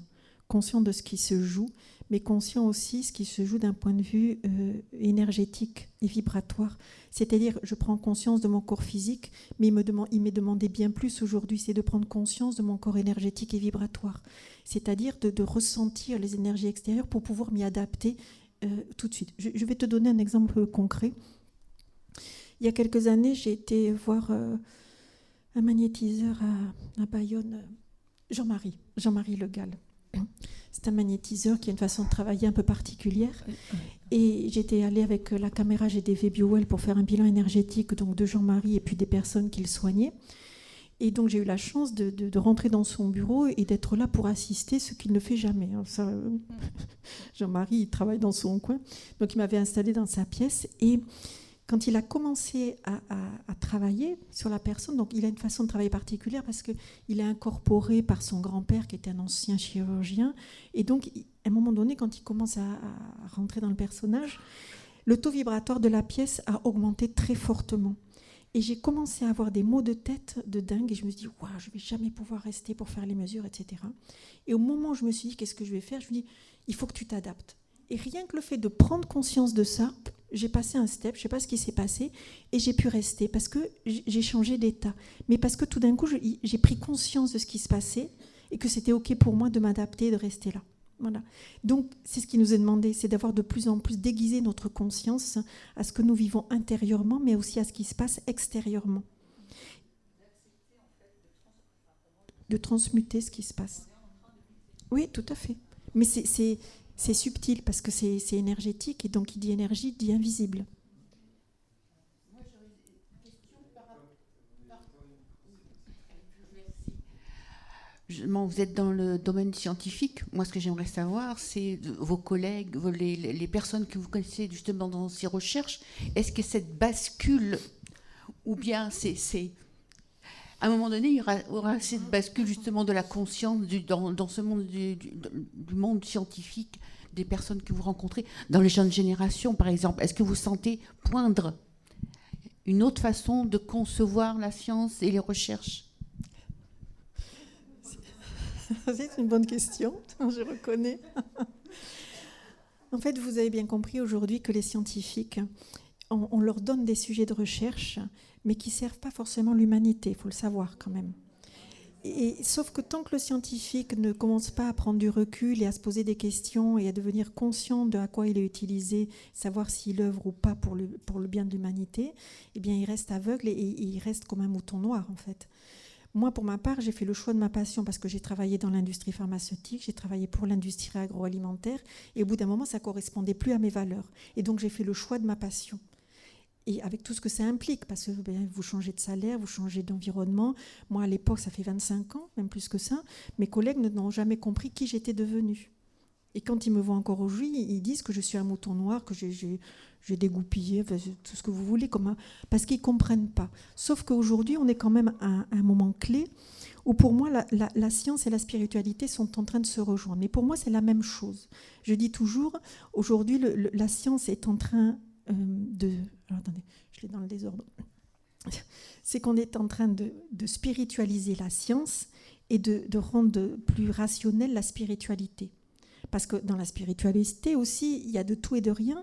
C'est-à-dire qu'il y a des gens qui sont extrêmement connectés, on va dire super, mais qui perdent la notion de la réalité. Et si j'ai un corps physique et j'habite sur Terre en ce moment, c'est pas pour rien. Parce qu'en fait, mon corps, c'est mon plus bel outil d'éveil spirituel. Donc, nier le corps, c'est nier une partie de soi. Et je ne peux pas pleinement profiter de cette évolution personnelle et spirituelle. Et donc, de ce fait, ces gens-là, il faut les ramener un peu plus sur Terre. Et inversement, les scientifiques qui sont vraiment pris dans ces canaux de pensée, les amener un peu à leur ouvrir la pensée en disant, mais regardez, il existe autre chose.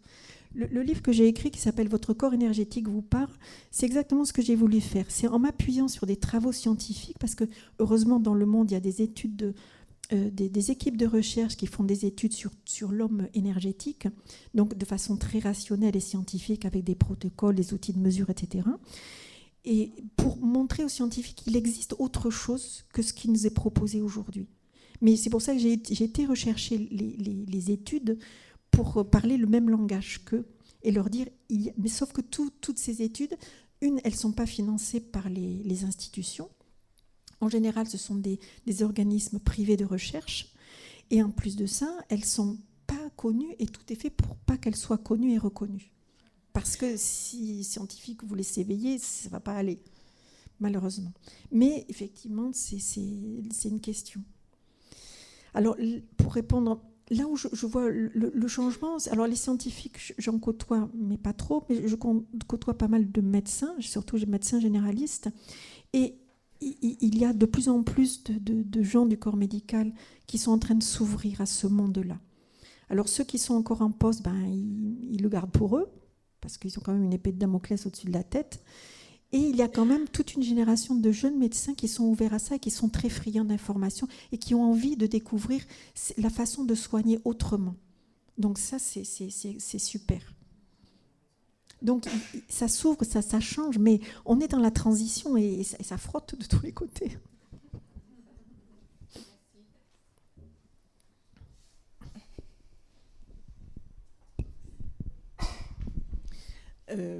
Je reviens à une photo qu'il y avait tout à l'heure, un homme de dos avec des espèces de carrés dans la tête. Là, ça m'a fait penser au film iRobot, au passage. Il y a quelque temps, il y a eu une émission, j'ai vu une émission où il y a une ville aux États-Unis où les gens vivent comme ça. Ils se font mettre des implants sous la peau pour tout. Pour la carte bancaire, pour ouvrir les portes de la voiture, pour tout un tas de trucs. C'est complètement dément de voir comment ça fonctionne. Alors, je disais ça parce que j'ai vu la photo, mais sinon, à la fin du livre, j'ai vu qu'il y avait un petit truc sur la TCH. Et ça m'a fait penser à ça aussi. Moi, j'en ai fait 3 avec Jean-Jacques Charbonnier. Et je peux dire qu'il y a un avant la TCH et un après. Parce qu'au niveau énergétique, il y a vraiment quelque chose qui se passe au niveau du corps. Alors, ça déclenche tout de suite ou pas. Ça dépend des personnes. Mais bon, comme j'étais déjà un petit peu là-dedans, ça a déclenché assez vite. Mais c'est juste pour dire, information simple, si vous avez l'occasion, faites-le. Parce que c'est génial. La transcommunication hypnotique, c'est une forme d'hypnose et il met en relation les gens avec les défunts, si vous voulez, au passage. C'est plutôt l'hypnose spirituelle et médicale au départ. Les défunts, ça peut nous arriver de les rencontrer. Alors moi, les deux premières que j'ai faites, c'était... Ah oui, mais à l'origine, ce qu'il disait, c'était pour vous mettre en relation avec les défunts. Après, il a modifié son... Pour rebondir sur ce que vous venez de dire, avec l'utilisation des puces chez l'humain, c'est ce qui nous guette. C'est pour ça que c'est important d'informer de plus en plus nos jeunes. Parce que c'est facile, on leur met des puces et puis ils vont en boîte de nuit, ils mettent la puce, ils vont faire les courses, ils mettent la puce, etc. C'est quand même de les initier ou de leur ouvrir, les amener à avoir du discernement sur l'implication que ça a à long terme. Ah, mais ça c'est sûr. Regardez, ça arrive de façon insidieuse dans notre vie. Il y a par exemple les femmes qui se font poser des implants pour surveiller le rythme cardiaque, etc. Rien que ça, elles sont branchées à la Wi-Fi en permanence. Donc déjà, ça perturbe tout le système électromagnétique et elles sont pucées. Il y en a d'autres, c'est pour le contraceptif, par exemple. Et donc, ça arrive de façon insidieuse dans notre vie parce que les gens, bon, ça va être pratique. Non, mais le pratique, non. Et c'est là où on a un rôle d'information. Oui. Oui. Et vous voyez, ça rentre dans notre vie sous le couvert de « Ah, ben, ça va être très utile, si vous avez un problème, vous allez être immédiatement dépisté, etc. » Mais non, l'être humain, il est être humain et il n'a pas besoin d'artifice extérieur. Au contraire, cherchons à revenir à l'intérieur de nous et à apprendre comment fonctionne notre corps parce que nous avons des capacités insoupçonnées qu'on ne nous a pas appris, que nous avons perdues et que nous sommes en train de redécouvrir petit à petit. Regardez, depuis 2-3 ans, il n'y a jamais eu autant d'informations sur l'intuition. Il y a des organismes de formation qui se sont développés pour réapprendre aux personnes à utiliser cette capacité intuitive que nous avons tous. Parce que pour moi, par définition, un humain, c'est un médium. Donc, par essence, chaque être humain a toutes ses capacités extrasensorielles, sauf qu'elles sont plus ou moins innées et développées, soit nous devons effectuer tout un réapprentissage pour les développer à nouveau. Mais on a tout à l'intérieur de nous. Donc, et je pense que notre rôle, c'est d'informer nos jeunes autour de nous. Parce que nous sommes à un tournant, s'il est déjà bien amorcé, est-ce qu'on va pouvoir rectifier la barre? Je n'en sais rien. En tout cas, il y a urgence planétaire, ça c'est sûr. En fait, c'est plus une précision par rapport au schéma que tu as présenté sur l'épigénétique. J'ai vu nutrition transgénérationnelle et environnement. Il y avait une première case et ça m'a échappé. Non. Il y avait une croix avec... Ici, psycho-émotionnel, d'accord. Oui. Notre corps physique, notre corps mental et émotionnel, l'environnement, et puis la généalogie, quoi. Et ce qui se passe aujourd'hui, parce que je vous disais, l'ADN, c'est une molécule qui est en mouvement tout le temps. Elle évolue en permanence avec tout ce que nous vivons, le lieu où nous évoluons. Et ce qu'on entend tout le temps, c'est que vous avez une maladie génétique et on ne pourra rien faire pour vous, sauf si on vient faire de l'édition de gènes. Or, il se trouve que j'ai 2 exemples dans mon entourage d'une famille où cette dame, elle a 3 enfants qui ont tous les 3 une maladie génétique dite incurable par la médecine. Et sur ces 3 enfants, sa fille aînée a décidé de faire un chemin personnel, donc elle a travaillé sur tous ces aspects-là, si bien qu'elle a réussi à enrayer la maladie. Ça ne veut pas dire peut-être qu'elle a plus le gène, mais en tout cas, il ne s'exprime plus, si bien qu'elle ne tombe plus malade. Mais pour ça, ça dépend, comme je vous dis, aussi de vos croyances. Parce qu'on est quand même bombardé en permanence d'injonctions en vous disant « c'est génétique, donc c'est incurable ». Mais non, ce sont des croyances limitantes que l'on nous transmet, qui viennent s'inscrire à l'intérieur de nous pour nous limiter dans nos capacités à pouvoir nous transformer. Avec la pression de l'environnement et de la famille, parfois. Aussi. Mais ça demande un changement individuel, un changement collectif. Oui. Force intérieure aussi, une croyance. Il y a voir la guerre qu'il y a eu pour le vaccin. D'autres questions? Moi, je voulais en poser une par rapport aux montres connectées. Voilà, parce que ça, j'en vois beaucoup avec des montres. Et j'ai entendu... Je vais te raconter une histoire. Ouais. J'ai un ami qui est hypnothérapeute et qui un jour m'appelle et me dit « Écoute, je t'envoie un monsieur parce qu'il est venu me voir pour la fatigue. On a fait plein de choses, on a travaillé plein de choses, mais en fait, moi, la fatigue, j'y arrive pas. » Je dis « Bon, ok, le monsieur vient. » Et puis, je regarde, je suis assez observatrice. Et puis, il y a quelque chose qui m'attire l'œil. Donc, je lui fais poser sur la table la ceinture, le collier en or et la montre. Et puis, je lui fais le test kinésio. Donc, je passe le collier en or. Ça tenait, c'est le test kinésio, c'est la force musculaire. Le collier en or, ça va bien. La ceinture, ça va bien. La montre, c'était un grand gaillard, 1m85, un rugbyman, etc. Le gars me dit « Qu'est-ce que vous m'avez fait ?» Je dis « Rien, je suis en train juste de vous dire que votre montre ne vous convient pas. » parce que c'était une montre connectée. Et il y a certaines personnes qui ne supportent pas ça parce que ça met tous les circuits électriques du corps à zéro et c'est ce qui engendrait la fatigue. Donc le gars, il ne me croyait pas. Je lui ai dit, écoutez, on va faire un essai. Pendant 3 semaines, vous ne la portez pas. Vous revenez dans 3 semaines et on verra. Le gars, il revient. Alors ça faisait un moment qu'il était au chômage, il n'avait pas d'entrain, il n'arrivait pas à trouver l'énergie pour faire ses CV, les rendez-vous, etc. Il revient 3 semaines plus tard. J'ai vu rentrer un gars complètement différent. C'était ouvert, il avait retrouvé la pêche, etc. Il me dit, incroyable votre truc. Je lui dis, non, c'est pas incroyable, c'est de faire attention à ce que nous portons. Parce que c'est valable pour la montre connectée, mais il y a certains bijoux que l'on porte qui ont une mémoire qui nous affecte. Il y a certaines matières, il y a les ceintures, enfin tout ce que l'on porte, des fois ça peut nous correspondre, des fois ça ne nous correspond pas. Ça peut passer par les lunettes, ça peut passer par les amalgames dentaires. Donc tout ce que nous mettons sur notre corps et dans notre corps, si ce n'est pas bien choisi, peut entraîner des problématiques. Je vous donne un autre exemple. Vous connaissez peut-être Gérard Dieuzède, qui est un dentiste holistique à Toulouse. Et Gérard Dieuzède, il utilise le test kinésiologique pour tester quels sont les matériaux les plus adaptés pour vos problèmes dentaires. Et ce qui se passe, vous pouvez regarder sur Internet, il y a plein de vidéos. Il y a des gens qui viennent le voir avec des problématiques où ils ne peuvent pas lever le bras, ils sont coincés, la médecine ne trouve pas. Et puis il fait son test kinésio, il annule l'effet d'un amalgame dentaire et la personne, elle peut relever le bras. Donc, il faut penser aussi que certaines problématiques peuvent être dues à ce que vous portez sur vous. Donc, lorsqu'on vous fait poser des prothèses, les matériaux qui sont utilisés, certains vous correspondent, d'autres non. Et de ce fait, ça engendre des problématiques derrière. Et Gérard Dieuzède, comme Dieu, Z-A-I-D-E. Et vous regardez sur YouTube, il y a des petites vidéos où il montre son travail. Après, je crois qu'il est à la retraite maintenant. Oui, je crois qu'aussi, oui. Ouais. Ouais. Et d'autres questions ? La respiration holotropique, en fait, comment ça se passe ?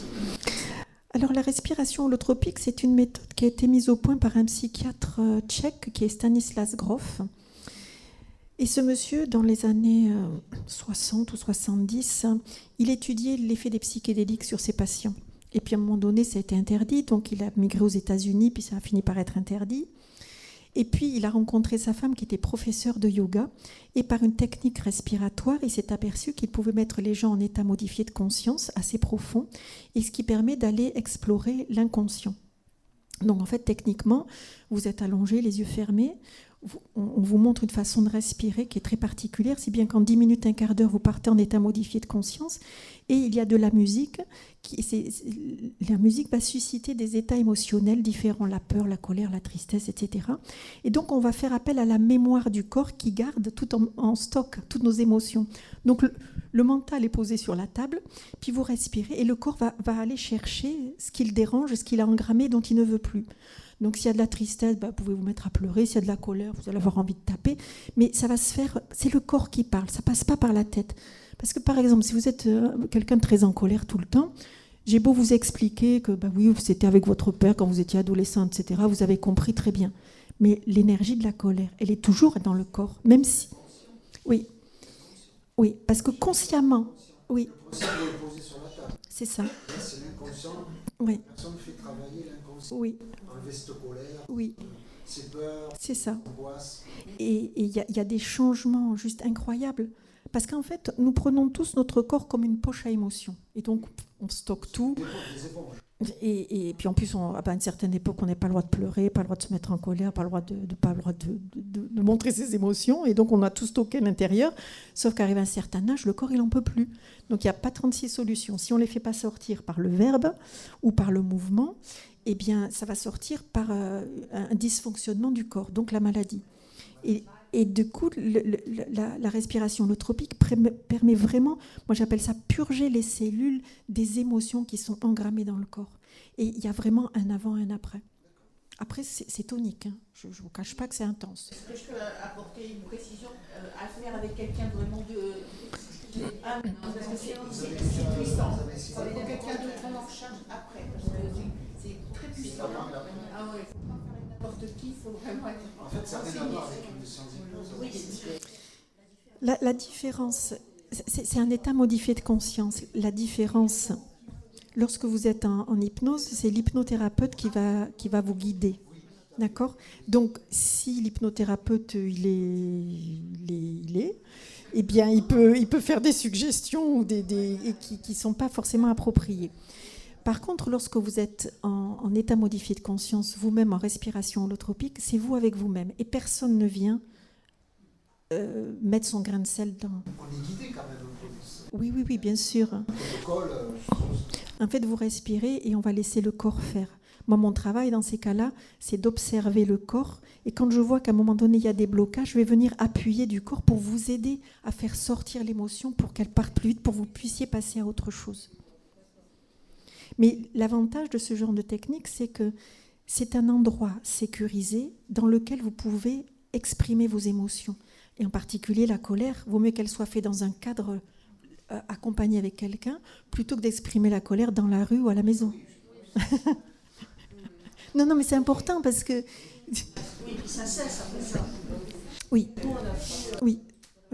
Parce qu'on a beau expliquer, trouver l'origine de l'origine mentale, l'émotion, l'énergie, elle est toujours dans le corps. Et à un moment donné, il faut aller la chercher. en fait, c'est un trauma, C'est pas un choc, ça se fait, je dirais, naturellement.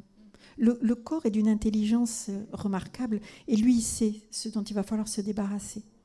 Donc vous en faites des... Oui. J'en fais une fois par trimestre à peu près. Ce sont des ateliers de groupe. Ah, c'est en groupe. Oui, en binôme. Ah non, demain, c'est pas ça. Demain, c'est le chemin de vie. Demain, s'il y a des personnes qui sont là, je vais vous demander de choisir un objectif de travail, c'est-à-dire qu'est-ce qui vous empêche d'avoir une relation saine avec ma fille. Et puis, on va aller chercher dans un passé 1, d'un passé 2, quelles sont l'origine de cette problématique.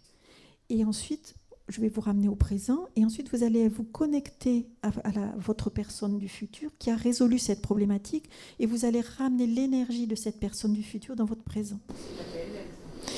C'est de la PNL, mais avec qui je suis, ça se travaille d'un point de vue vibratoire.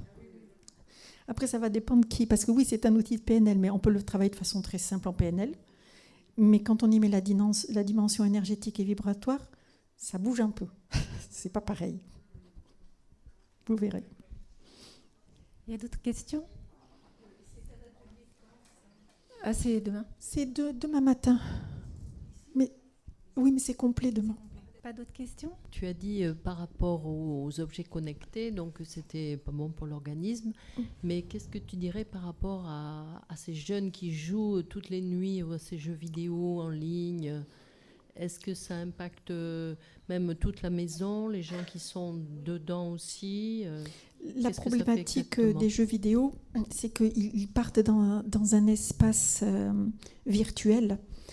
Et aujourd'hui, il y a de la recherche qui est faite là-dessus pour savoir mettre en place des méthodes pour aller rechercher ces jeunes ou les gens qui passent leur temps dans cet espace virtuel et qui sont déconnectés de la réalité, pour vous dire. Parce que ça prend vraiment de l'ampleur. Ils ne sont plus eux-mêmes. Ils peuvent même prendre un autre personnage et rentrer dans la paix de personnage. Et éventuellement, quand ils reviennent à peu près la réalité, des fois, c'est plus eux-mêmes mais ils ramènent leur personnage virtuel avec eux. Donc, il y a vraiment des grosses problématiques psychologiques derrière. Vraiment. Donc, il y a de la recherche qui est faite là-dessus parce qu'on s'aperçoit qu'il y a de plus en plus d'ampleur et que ça prend vraiment... c'est problématique. Et le portable aussi, Ah ben évidemment, le portable. Alors le portable, il y a ces problématiques virtuelles, il y a aussi la problématique énergétique, c'est-à-dire que ça épuise le corps. J'utilise la caméra GDV qui me permet de faire des bilans énergétiques. Et j'ai fait des mesures avec ma fille, avec téléphone, sans téléphone, elle parlait au téléphone, elle posait le téléphone, juste pour lui montrer, quand elle était adolescente, l'impact du téléphone, parce que bon, ça marche bien, on voit rien, etc. Mais là, je lui ai montré qu'est-ce que ça faisait sur son corps énergétique et l'épuisement énergétique que ça engendre. Donc, elle l'a vu. Bon, après, ils sont toujours avec leur téléphone dans la main, on ne peut pas l'empêcher. Après, il y a de plus en plus d'outils qui permettent d'annuler les fréquences nocives, les protections des ondes. Ouais. Mais oui, c'est problématique, effectivement. Et ceux qui dorment à côté aussi. Oh, bah alors là, au niveau du cerveau, c'est dramatique. Ça a un impact sur les capacités cérébrales qui est juste... Oui. Tout à fait. Mais ça fait partie de l'environnement. C'est-à-dire qu'aujourd'hui, la géobiologie, ça fait vraiment partie aussi de notre hygiène de vie. Parce que si notre lit est posé sur des nœuds Hartmann avec un cours d'eau, si on a un pylône électrique devant chez nous, tout ça, ce sont autant d'ondes de nos cimes qui viennent impacter. Les maisons, ça va, on peut encore gérer là, tout ce qui est géobiologie, si on est chez soi, mais en ville, dans un bâtiment, impossible de gérer. Oui, je suis d'accord. Parce que quand ils vont faire, quand ils vont mettre des maisons sur des marécages, des anciens marécages ou autre, c'est impossible Mais oui, mais on est confronté à tout ça. de canaliser tous ces réseaux.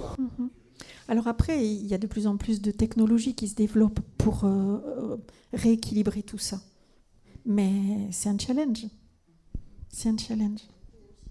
Et un coût, effectivement. Question très bête. Un téléphone hors ligne, est-ce qu'effectivement on est impacté ou pas ? Pareil. Il faut l'éteindre. Et même si tu l'éteins... Même l'éteindre. Normalement, si vraiment, il faudrait sortir la puce du téléphone ou la carte du téléphone. Voilà. Sauf qu'on arrive, je crois, à une génération de téléphones, on ne va plus pouvoir les enlever. Ça veut dire que le téléphone, vous l'avez, même si vous l'avez éteint, vous ne pouvez pas enlever la carte. Ça veut dire que quelqu'un à l'extérieur peut allumer et capter de l'information qui vous concerne. Donc en fait, c'est une sorte de fichage énergétique en attendant d'avoir un fichage biologique plus intense. Ça passe quand même. Le compteur Linky, je ne vous en parle même pas. On peut s'en protéger ? Oui, il existe pas mal d'appareils sur le sujet, bien sûr. Alors, il y a plein de compagnies, je vais vous parler de celles que je connais, mais après, il faut chercher. Vous avez une compagnie qui s'appelle Quantum Prevent, qui ont développé pas mal d'appareils qui ont été testés pour travailler sur toutes les ondes électromagnétiques, sur le Linky, sur les box dans nos maisons, etc. Quantum Prevent, c'est Quantum, plus loin Prevent. Mais bon, il y a eux, mais il y en a plein d'autres sociétés. Après, prenez le temps de chercher, de fouiller, voir si derrière, il y a eu des études scientifiques ou en tout cas des mesures qui ont été faites. Parce que c'est un vaste domaine d'investigation, à savoir que comme c'est invisible, inodore et incolore, eh bien, s'il n'y a pas des mesures qui ont été faites derrière pour valider les effets, interrogez-vous. Vous avez comme outil, alors j'entends le Brainwave, Oui. et c'est le camp loin. Oui. Qui est biologique, c'est ça ? Alors, il se trouve que je suis une étudiante perpétuelle et j'ai appris énormément de pratiques dans ma vie parce que j'aime apprendre, je suis curieuse et ça me permet de me maintenir à niveau aussi et je suis toujours en formation, même aujourd'hui. Je n'arrête pas. Donc, en fait, j'ai appris plein. J'ai appris l'acupuncture, mais je ne m'en sers pas, la kinésiologie, l'homéopathie, la géobiologie, la PNL, la bioénergie, la gémothérapie, l'illugothérapie, la spirale dynamique de Ken Wilber. J'ai appris plein, mais c'est ce qui fait ma richesse aussi. C'est-à-dire que quand quelqu'un vient me voir, en fonction de la problématique que la personne me pose et en fonction de ce que je ressens de la personne, je vais utiliser un outil plutôt qu'un autre et je vais combiner mes outils. Parce que j'ai des outils pour accompagner une personne sur tous les plans, physique, émotionnel, mental et énergétique. Parce que, à mon sens, quand il y a un problème de santé, c'est de travailler sur tous les corps en même temps. La médecine va très bien s'occuper du corps physique avec ce qu'elle sait faire, mais quand à un moment donné ça n'avance pas, il faut aller chercher sur les autres corps. Donc chercher la racine du pourquoi de cette maladie, donc aller travailler au psycho-émotionnel et aller voir aussi le champ d'information, parce que le corps d'énergie, c'est un champ d'information. Donc tout est là avant que la maladie ne s'installe dans le corps. Donc l'origine de l'origine, au-delà du psycho-émotionnel, ça va être le corps énergétique. Donc l'idée, c'est de travailler sur tous les corps simultanément parce qu'on va gagner du temps sur notre chemin de retour à la pleine santé.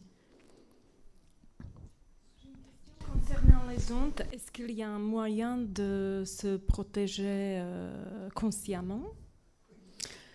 Alors là, ce sont mes croyances. Moi, je dirais que oui.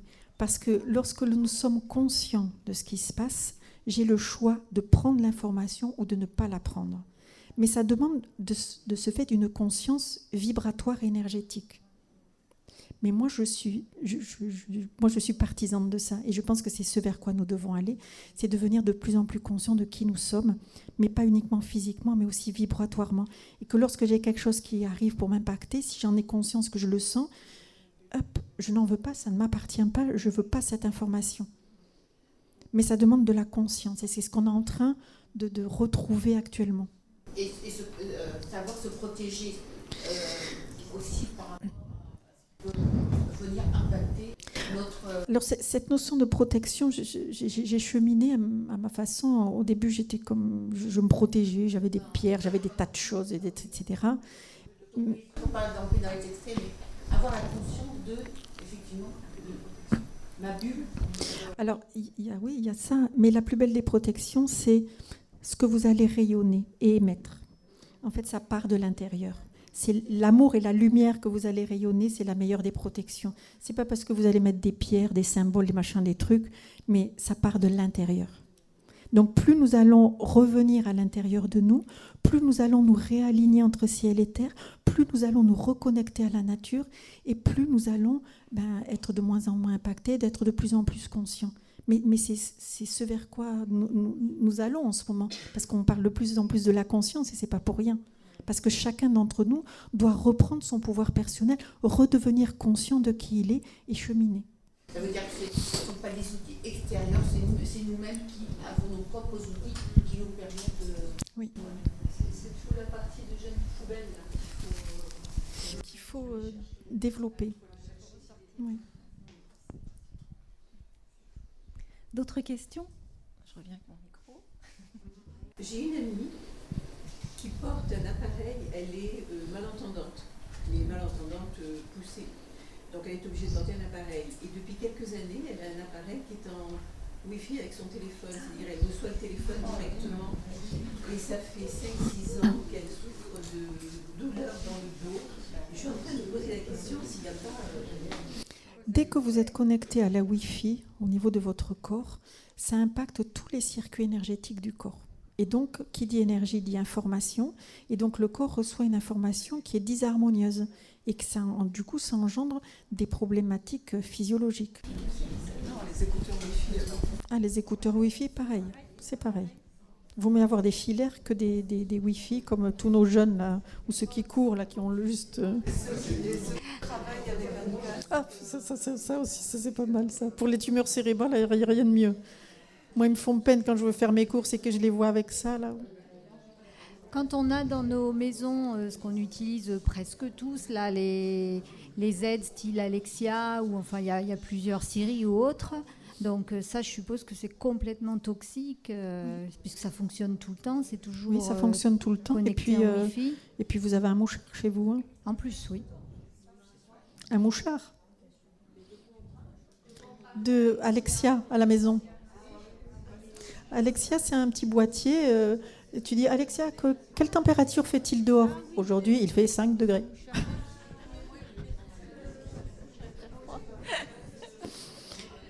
Donc Alexia va écouter ce que vous écoutez comme film, comme musique, ce que vous commandez, etc. Donc ce n'est pas pour vous affoler, c'est juste pour vous ramener à avoir du discernement. Et juste pour vous... On va tout couper. Et juste pour vous dire que nous avons des capacités juste incroyables, mais il faut se réapproprier nos corps, tous nos corps, se réapproprier notre être et se connecter à soi et à la nature, parce que nous avons tout à l'intérieur de nous. Et c'est à nous, à chacun, de redécouvrir ces capacités, parce que c'est ça qui va nous sauver. Ce sont mes croyances, vous n'êtes pas obligés de... Mais je vous les partage. Merci beaucoup, Florence. D'autres questions ? Merci. Merci à vous tous. Merci beaucoup, Florence.